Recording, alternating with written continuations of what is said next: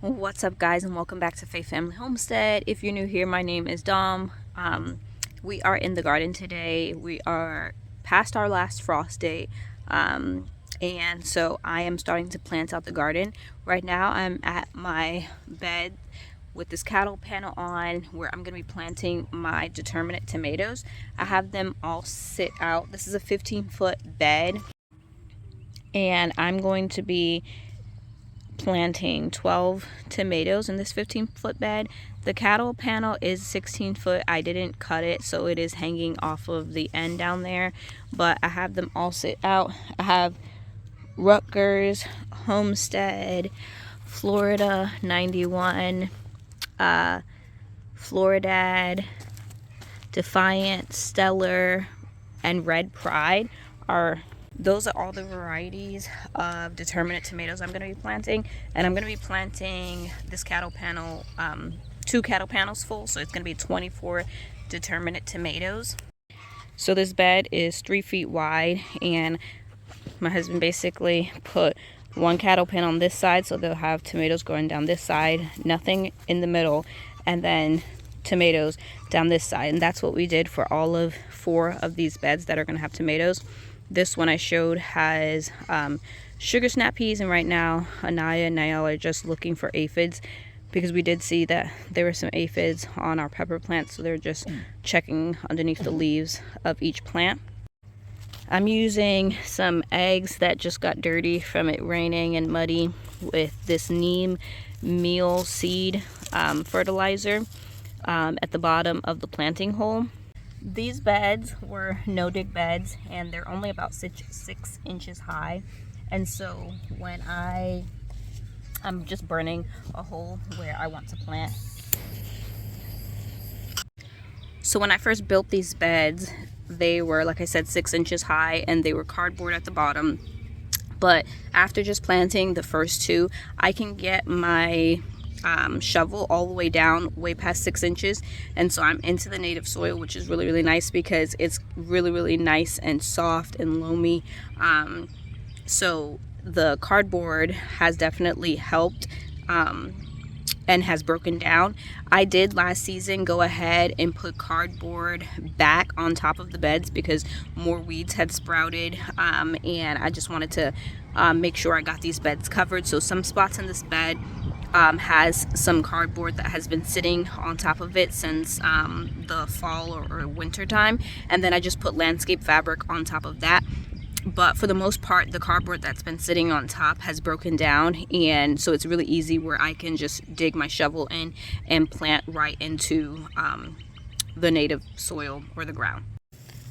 Okay, so this side has its first 12 indeterminate tomatoes, and I wasn't able to plant this side because when we started working we realized there was an ant pile right here, so we put some diatomaceous earth where you can see the white powder, and you can still see the ants moving around. So we'll come back to that and plant this.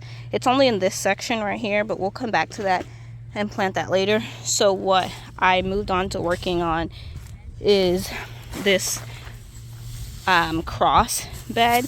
My lavender has been there for 2 years, and it was about a third of this size when I planted here. You can see it got really big. But I have 4 apple trees in this bed, and my kids just weeded it for me, and now there's some low spots, and so I have a few of these bags of topsoil. I think I have like 4 of them, so I already put 1 bag here. You can see the different color in it because it was really low around this tree, and it's low around that tree, so I'll probably put some on that side as well. And then my hope is to cover this bed with landscape fabric, with probably the 4 feet one. Even though this bed is 3 feet wide, it got really stretched out, and so some parts are much wider than 3 feet, and so gratefully I do have some 4 feet landscape fabric. This is the 4 feet landscape fabric I'm using in this bed, and I didn't finish covering the rest of this bed yesterday because, again, there was an ant pile in that corner that we disturbed and put diatomaceous earth, and I still actually see some ants moving in that corner, so we'll have to disrupt it again and see what we can do. but I'm gonna go ahead and burn off this piece of landscape fabric so that I could use it in the in the cross bed. And this was the elephant garlic that was growing in the corner. It's been growing there for 2 seasons, so you can see how big it is, as well as some onions that got left over in the season. And I'm actually thinking about moving that rosemary. It's been there for 2 years, and it was one of those rosemaries that you just get for like $6 at like your big box store, and it's been growing there for 2 years. But I want to cover this whole bed, and so I'm thinking about uppotting it or moving it to either my what are they called, my forever garden beds up front, or even I could probably move it to this bed. I'm not really sure. Like, it's in the corner because I want to cover it all with landscape fabric, and it's in the corner, so technically I could just put the landscape fabric all the way up into that corner and then and just leave it. But I don't know what I'll do. I know I'm gonna burn that landscape fabric for now and finish this bed. And it's hot now. Well, that changes stuff. As I unrolled that was actually fit perfectly for the bed. It was only like 1 inch over. So technically I can't use that 4 feet one. So I have 3 feet landscape fabric, and that's just what I'm gonna use. I'm probably just gonna overlap them so that I cover the whole bed, which is fine. More protection for the plants. So I actually got so caught up with working in the garden that I forgot I started filming.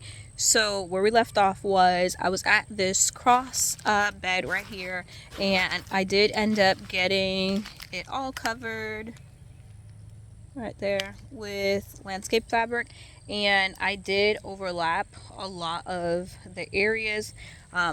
Those little balls that you see on there are actually potatoes. We were weeding a bed that had red potatoes from last season, and so I had just told my kids to sit the potatoes here. I'm gonna end up moving them to another spot.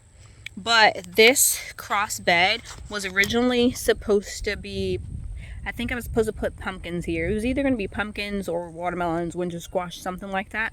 Some kind of vining thing that I'm not sure of right now. So I don't have my garden planner out here with me, so I need to go inside and see if I find my garden planner, because I was thinking about putting at least 3. So if I just turn you around, you can see better. But so this bed right here is 3 feet, that's 3 feet, and that's 3 feet, and that's 3 feet. I was planning on putting like at least 3 melons or winter squash or whatever here.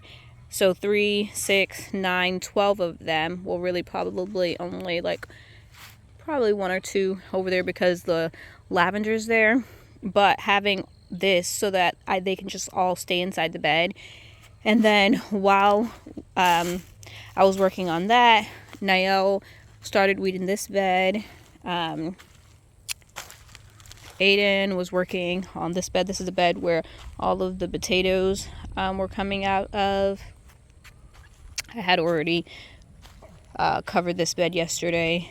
And then I also went ahead and covered this bed, and I did overlap it over the log bed because there were plenty of spots where the landscape fabric was not going underneath the log, and so I just kind of went over the landscape fabric, or rather I went over the logs, and I obviously still plant inside of the bed, but I wanted to cover the edges so that no more weeds are growing out at the edges, because that's what we have a big problem with this year, is not so much that there's weeds growing like in the pathways, but there's weeds growing right along the side of the edges of the bed, which is my fault because when I first started this garden, I didn't put the landscape fabric down right away. And so basically we put the landscape fabric around the beds, and that didn't really work because we couldn't get as close to the beds as possible, or we tried to get as close to the beds as possible, but then there were still weeds able to grow up in the little corners of the beds, and so that is what we're trying to fix. So this is another bed where I just overlapped it, like I lifted that log, made the landscape fabric go out to cover, because you can still see this whole area right here is not covered with landscape fabric, and so I just went over, put the log back down so that no more weeds will be growing in this corner, but I have to figure out something to do here. And it's the same thing over here. There's a whole, like, this is like 4 inches of space right here, and I was thinking about planting, I was thinking about planting maybe nasturtiums there, because I don't have enough landscape fabric of this 4 feet to necessarily go over the log like I did with the other beds and cover it. And so there's going to be soil there, and if I don't do anything with it, weeds are just going to grow back there. And since I have some nasturtiums in the hoop house ready to go be planted already, I thought about that I could plant some nasturtiums every few inches up here, since I wanted to have flowers up here anyway. So yeah, I thought about nasturtiums. I thought about I have some marigolds already ready, and then as I'm just speaking, I could even, I thought about sunflowers, but then I think it's going to be too tall. Although I do want to plant sunflowers in this bed, I have to burn holes in that bed in order to do that. I think I'm going to stick with nasturtiums and just keep it small over here. So let me go in the hoop house and get some nasturtiums. So I just had Anaya pass me some nasturtiums. So I have this Alaska mix, and then I have this, I don't know what this does say, something gleam. But I can plant them all right here. I think that's what I'm going to do with them, so that they can kind of trail out, and it's just going to contain the weeds from growing. And these have been really easy to separate if there's like 2 or 3. Like this one only has 1, but like even if there's 2 or 3 growing in a cell, they've been really easy to separate.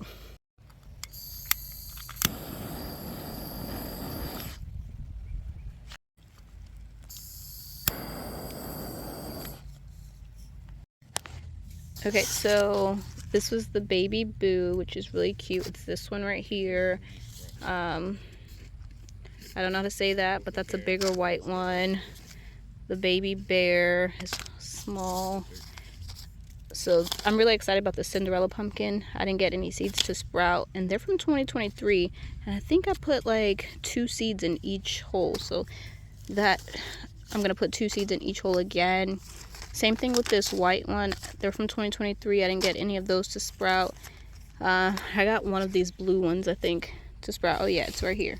So I'm gonna put 2 more seeds because that looks really pretty in that hole. So what I didn't was get to sprout was these 5, and I'm gonna put 2 seeds in each hole, and then if 2 of them sprout, I'm going to take 1 out. So the ones that had 2 seeds in these, I just took 1 out and planted them.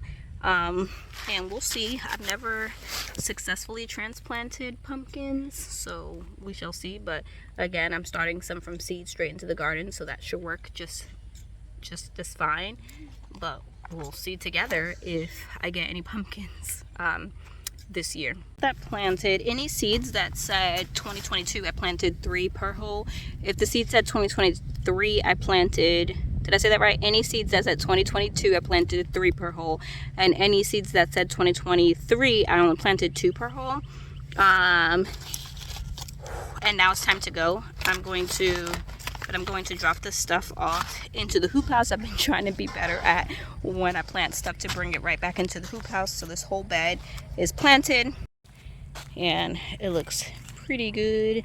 I still have the potatoes that I need to move, but everything else is planted here, and I have this stuff to bring back to the hoop house. So I just realized I don't have my highlighter out here, but you can see this cross right here, pumpkins. I would just highlight that that I planted pumpkins there already, so it's all done. I'm so happy with the amount of success we did in the garden before we were in the garden all day today, and now it's time to go. So I'll have to see you guys back in the garden. I guess tomorrow is the next time it's not gonna rain for a few days, so I'm pretty sure I'll be back out in the garden tomorrow, and I'll bring you guys along with me to show you what I'm doing tomorrow. So I'll see you guys later. Bye.